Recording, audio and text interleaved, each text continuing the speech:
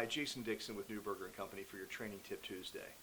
I think one of the worst things that could happen to us is we run into ourselves and find the person who we thought we would be, right? If you had to describe that person, what would their job be? What would their relationships be like?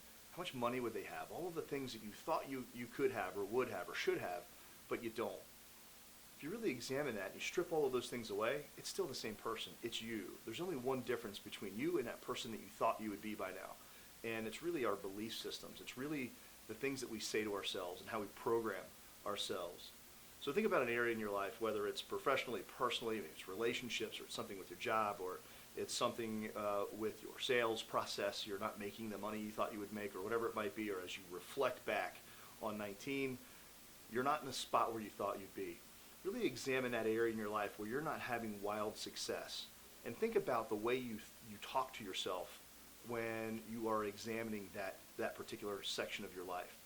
Chances are the questions that we're asking ourselves about it aren't serving us. And we have to really examine what those questions are, that primary question, that core question we ask ourselves. A lot of times when we start examining this, what we find is we're asking ourselves questions like, why am I struggling so much? Or why is this so hard for me? All of those negative thoughts actually drive negative energy toward what is wrong, instead of what's going well for us, and then building upon that. So maybe change that question you're asking yourself. Move it away from the negative. Move it away from asking why you're struggling or why it's so hard or why you're not making the money you're making.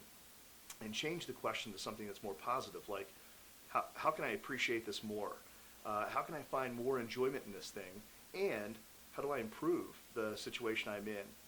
By asking yourself that different question, by changing the programming that you're putting into your head and your brain will start working to find the positive, and it'll start to find those things that you can improve.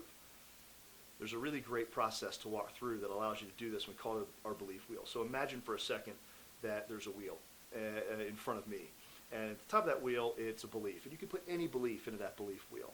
And let's make it something simple. Let's get it away from personal. Let's call it something like prospecting. If the belief we have is that prospecting or cold calling doesn't work, if that's the belief at the top of the belief wheel, the next word down from that is judgments. And if that's our belief, if the belief is cold calls don't work, the next side of that wheel is judgments. What are the judgments that we start making if that's our belief, right? Cold calls don't work.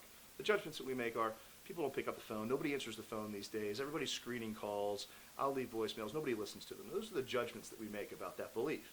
Bottom of the circle is actions. In this case, it might be an inaction. The action that we take or don't take is a direct result of that action. So the action is we don't pick up the phone and we don't make cold calls if we don't believe that they don't work and we believe that nobody will answer the phone. Next side of that circle is results, right? So those actions, or in this case inactions, support the results. See, I told you, if you don't pick up the phone, you don't make calls, you're not going to get anybody to pick up the phone, and you're not going to get anybody to set appointments with.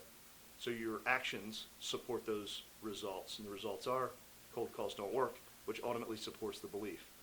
So changing the belief that we put on top of that belief wheel, having it be a more positive thought process, actually may produce different results. So I challenge you to try that as you're thinking about setting up your goals and thinking about what 2020 is going to look like for you. If you have any questions on this, or if you want to work on it more, it's some of my favorite things to work on. Feel free to reach out, talk to me, talk to any of the other consultants here at Newberger & Company. Thanks.